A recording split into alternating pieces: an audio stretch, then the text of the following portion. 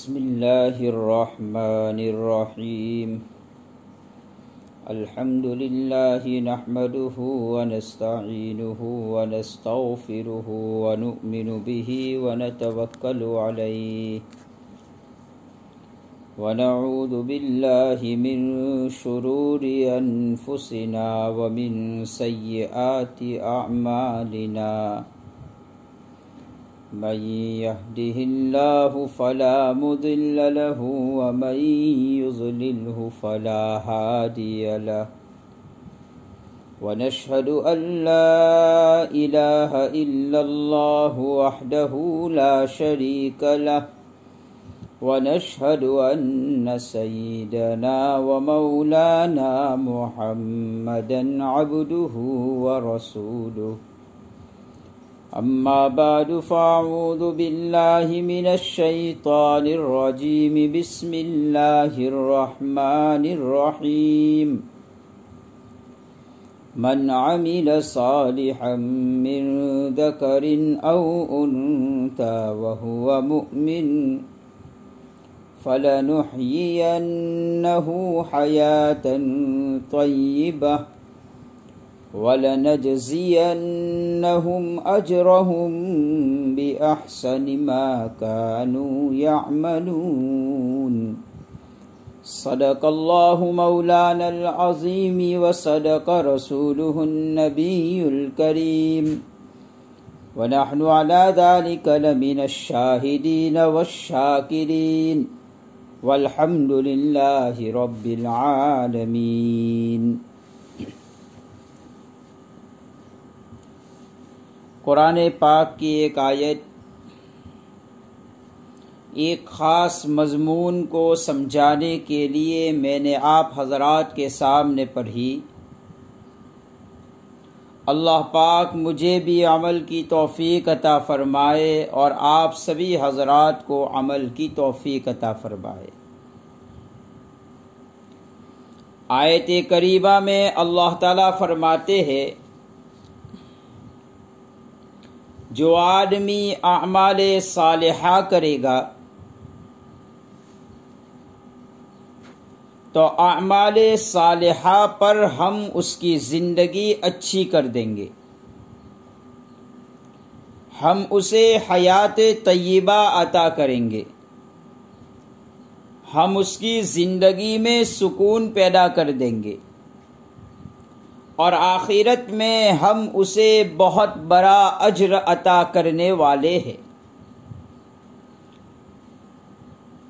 وہ اچھے اعمال کرتا تھا، اس اچھے اعمال کا اجر ہم اسے آخرت میں عطا کریں گے۔ محترم حضرات، ہم سب یہ بات جانتے ہیں کہ انسان کی تخلیق کا مقصد بھی یہی ہے کہ انسان دنیا میں رہ کر اچھے اعمال کرے۔ سورہ ملک میں اللہ تعالیٰ فرماتے ہیں الذی خلق الموت والحیات لیبلوکم ایکم احسن عملا۔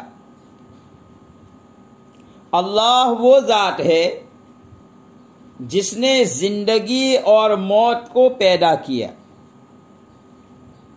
اللہ آگے خود ان دونوں کی پیدائش کا مقصد بتلاتے ہیں۔ وہ جاننا چاہتا ہے، دیکھنا چاہتا ہے کہ تم میں سے کون اچھے اعمال کر کے لاتا ہے۔ وَهُوَ الْعَزِيزُ الْغَفُورُ، وہ نہایت ہی غالب قدرت والا ہے کہ گناہوں پر سزا دے سکتا ہے، لیکن غفور بھی ہے، بندہ جب اس کی طرف رجوع کرتا ہے تو وہ بخش دیتا ہے۔ نبی اکرم صلی اللہ علیہ وسلم نے ایک مرتبہ ارشاد فرمایا تم میں سے کوئی آدمی ایسا نہیں ہے جو اللہ کے فضل کے بغیر جنت میں جا سکے۔ اپنے اعمال پر جنت میں نہیں جائے گا، بلکہ اللہ کے فضل پر جنت میں جائے گا۔ تو صحابہ کرام رضوان اللہ تعالی علیہم اجمعین نے نبی اکرم صلی اللہ علیہ وسلم سے پوچھا، اے اللہ کے نبی علیہ السلام، کیا آپ بھی اپنے اعمال پر جنت میں نہیں جائیں گے؟ تو نبی اکرم صلی اللہ علیہ وسلم نے ارشاد فرمایا، ہاں جی ہاں، میں بھی اللہ کے فضل کی بنیاد پر ہی جنت میں جاؤں گا۔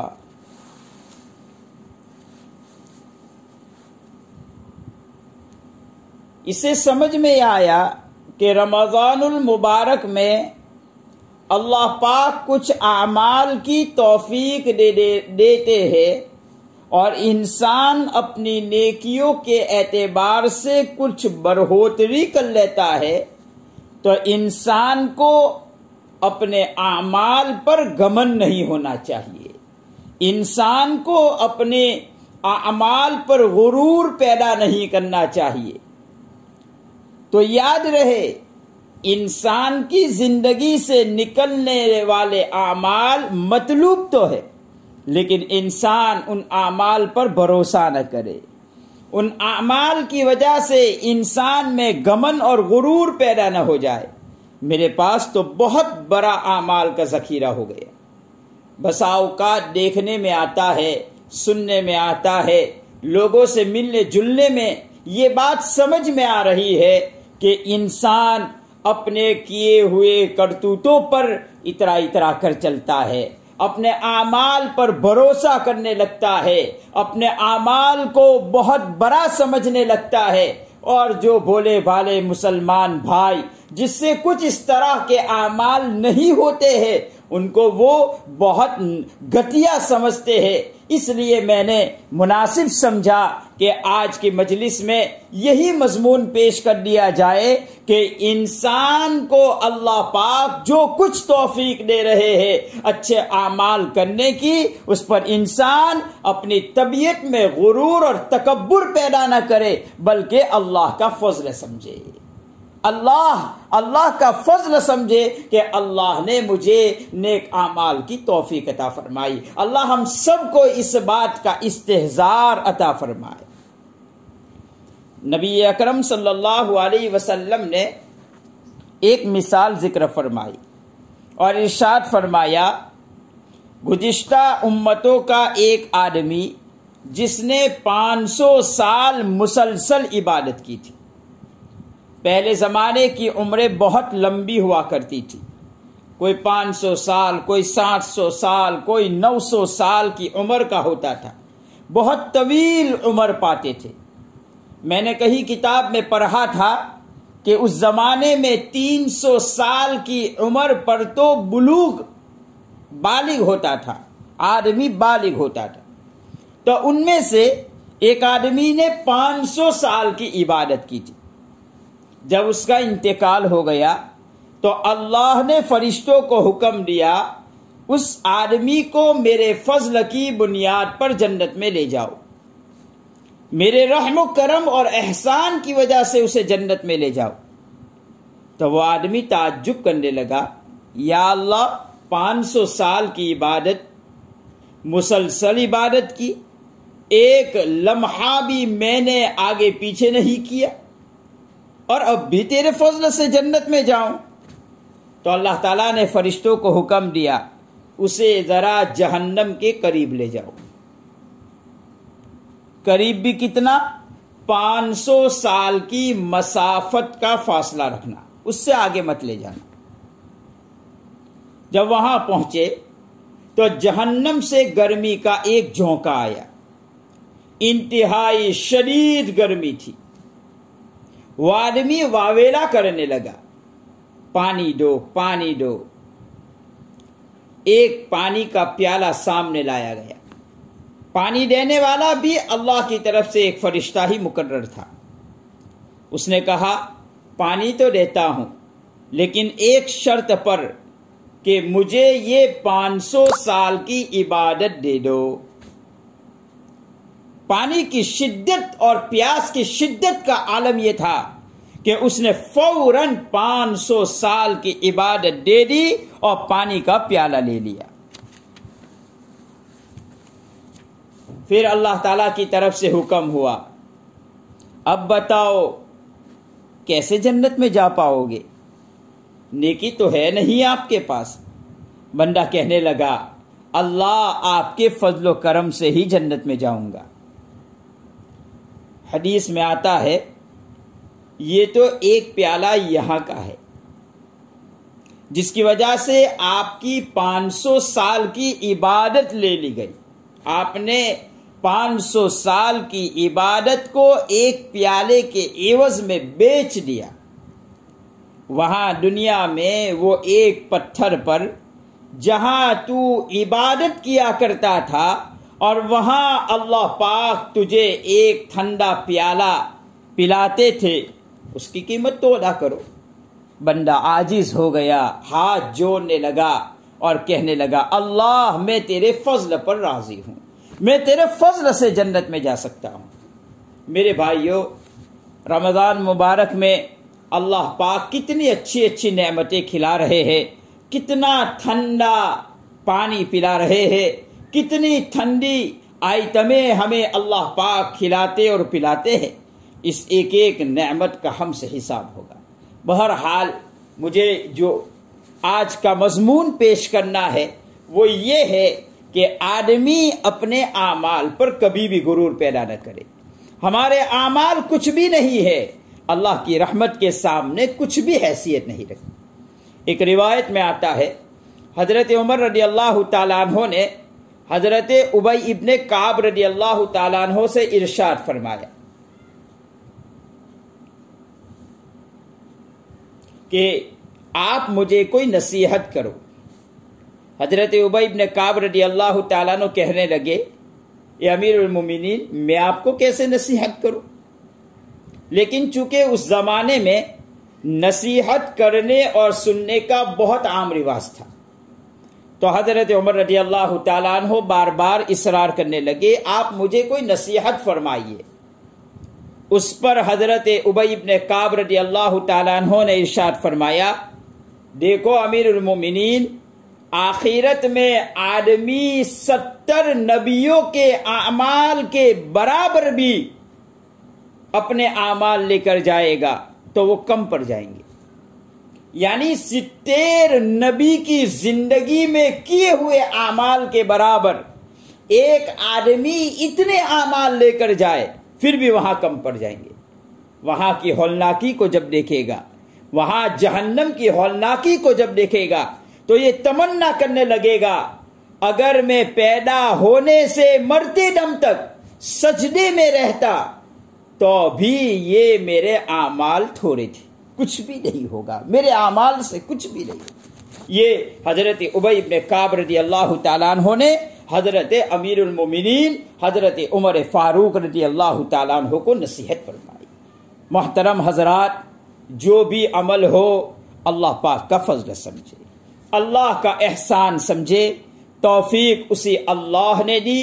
ہم نماز پڑھ رہے ہیں، توفیق اس کی بارگاہ سے ملی، تلاوت کر رہے ہیں، توفیق اس کی بارگاہ سے ملی، ذکر کر رہے ہیں، توفیق اس کی بارگاہ سے ملی۔ وما توفیقی الا باللہ، توفیق بھی اس کے در سے ملتی ہے، ورنہ انسان کو اچھے اعمال کرنے کی توفیق بھی نہیں مل سکتی۔ حضرت عمر رضی اللہ تعالیٰ عنہ کا مشہور جملہ، جب ان کا انتقال ہونے لگا تو ان کا سر اپنے بیٹے عبداللہ کی گود میں تھا۔ کہا، عبداللہ میرا سر نیچے رکھ دو۔ نیچے رکھوا دیا اور مٹی میں اپنی داڑھی اور رخساروں کو رگڑنے لگے اور ارشاد فرمانے لگے، ویل لک یا عمر ان لم یغفر لک ربک، اے عمر تیرا کیا بنے گا اگر تیری مغفرت نہ ہوئی، تیرے پروردگار نے تیرے گناہ معاف نہیں کیے تو تیرا کیا حال ہوگا۔ یہ کہہ کر رونے لگے۔ اس قدر حضرات صحابہ ڈرتے تھے، حالانکہ عمر رضی اللہ تعالیٰ عنہ کی بہت زیادہ نیکیاں تھی، بہت بڑے آدمی تھے، نیکیوں کے لیے انہوں نے اپنے آپ کو مٹا دیا تھا، لیکن اس کے باوجود اللہ کے خوف کا یہ عالم تھا۔ صدیق اکبر رضی اللہ تعالیٰ عنہ کے متعلق آتا ہے، وہ کہتے کبھی کاش میں کوئی تنکا ہوتا، مجھ سے حساب و کتاب نہ ہوتا۔ کبھی یوں کہا کرتے تھے میں کسی انسان کے جسم کا ایک بال ہوتا، کبھی ٹوٹ جاتا اور میرا حساب نہ ہوتا۔ کبھی کہتے ایک مرتبہ باغ میں گئے اور ایک پرندے کو دیکھا، کہا کاش میں بھی پرندہ ہوتا، کیا ہی تو لطف سے کھا رہا ہے، پی رہا ہے، سائے میں رہ رہا ہے، اور تجھے حساب و کتاب کا کوئی ڈر بھی نہیں ہے۔ حالانکہ صدیق اکبر رضی اللہ تعالیٰ عنہ کتنے بڑے مقام کے مالک تھے، جنت کے آنکھوں دروازے جن کے لیے پکار کریں گے مجھ سے داخل ہو جاؤ، مجھ سے داخل ہو جاؤ، مجھ سے داخل ہو جاؤ۔ کتنے بڑے بڑے اعمال کرنے والے تھے۔ نبی اکرم صلی اللہ علیہ وسلم نے ایک موقع پر خود ارشاد فرمایا میں نے سب کے بدلے چکا دیے، لیکن ابو بکر کا بدلہ نہیں دے سکتا ہوں، اور نہ میں نے دیا ہے، اس کا بدلہ تو آخرت میں اللہ پاک خود ہی دیں گے۔ ہر موقع پر حضرت صدیق اکبر رضی اللہ تعالیٰ عنہ نے اپنی خدمات پیش کی ہے۔ کبھی ایسا نہ ہوا کہ وہ آپ صلی اللہ علیہ وسلم کے ساتھ نہ رہے ہو، سفر میں بھی، حضر میں بھی، ہر حال میں رفاقت تھی، لیکن اپنے اعمال کے باوجود ان کے اندر ڈر لگا ہوا تھا۔ بھائیو، ہمیں بھی اپنے اعمال کی وجہ سے گمن پیدا نہیں کرنا چاہیے، بلکہ اللہ کا فضل سمجھنا چاہیے۔ دیکھو کتابوں میں ایک مثال دی ہے، آپ نے دیکھا ہوگا کسی درخت کو، پھلدار درخت جو ہوتا ہے اس کے اندر جھکاؤ ہوتا ہے، اور جس درخت پر پھل نہ ہو وہ اوپر اٹھتا چلا جاتا ہے، سیدھا ہوتا چلا جاتا ہے۔ تو اعمال جتنے قبول ہوں گے اس سے انسان کی طبیعت میں تواضع پیدا ہوتی ہے، اور جب تواضع کا مادہ انسان کو حاصل ہو جاتا ہے تو اعمال کے باوجود اسے ڈر لگنے لگتا ہے، کیا معلوم اللہ کے یہاں قبول بھی ہوگا یا نہیں۔ اور اعمال میں جب گمن اور غرور آنے لگتا ہے تو علماء نے لکھا ہے یہ اعمال کے عدم قبولیت کی نشانی ہے۔ اللہ کے دربار میں آپ کے اعمال قبول نہیں ہے، جس کی وجہ سے آپ کی طبیعت میں گمن اور غرور پیدا ہو۔ اس لیے ہمیں بھی اپنے اعمال پر غرور کبھی نہیں رکھنا چاہیے، ہمیشہ اپنے نفس کو ٹٹولتے رہنا چاہیے، اللہ کا ڈر پیدا کرتے رہنا چاہیے۔ میں نے مناسب سمجھا کہ آدمی کو رمضان مبارک میں کچھ اچھے اعمال کی توفیق اللہ کی جانب سے ہو جاتی ہے، تو اس کو ہم کو اس مضمون کا استحضار پیدا ہو جائے کہ ان اعمال کو اللہ کا فضل سمجھے۔ حضرت ابو درداء رضی اللہ تعالیٰ عنہ نے حضرت سلمان فارسی رضی اللہ تعالیٰ عنہ کو جو نصیحت کی ہے اس میں سے ایک نصیحت یہ بھی تھی، دیکھو اپنے اس بات کو سامنے مت رکھنا اور دھوکہ مت کھانا کہ میں صحابی رسول ہوں، یہ صحابی ہونا تمہیں دھوکے میں نہ ڈالے۔ حضرت فاطمہ رضی اللہ تعالیٰ عنہ کو نبی اکرم صلی اللہ علیہ وسلم نے یہی نصیحت فرمائی ہے کہ آپ اپنے اعمال کو ٹٹولتے رہنا، آپ اپنے نفس کا جائزہ لیتے رہنا، اپنے باپ کا نبی ہونا یہ آپ کو غرور میں اور تکبر میں مبتلا نہ کرے۔ اللہ کے نبی علیہ السلام نے اپنے تمام خاندان والوں کو یہی نصیحت فرمائی تھی۔ اس لیے آدمی آخرت کا استحضار پیدا کرے، اعمال کرنے کے باوجود بھی اللہ سے ڈرتا رہے، قبولیت کی بھیک مانگتا رہے۔ اللہ اگر تو نے میری یہ نقالی قبول کر لی تو تجھے زیب دیتا ہے، اور اگر تو نے قبول نہ بھی کیا تو وہ تیری شان کے مطابق تو نہیں ہے، میں تیرے سامنے عاجز بندہ ہوں۔ گویا اس بات کا استحضار پیدا کرے، اپنے اعمال کی وجہ سے غرور اور تکبر میں مبتلا نہ ہو۔ اللہ اس عمل قبیحہ سے، غرور اور تکبر سے اللہ ہم سب کی حفاظت فرمائے، اور اعمال کے بعد بھی اللہ کا فضل سمجھنے کی اللہ ہمیں توفیق عطا فرمائے۔ بس انہی باتوں پر میری بات کو ختم کرتا ہوں۔ وآخر دعوانا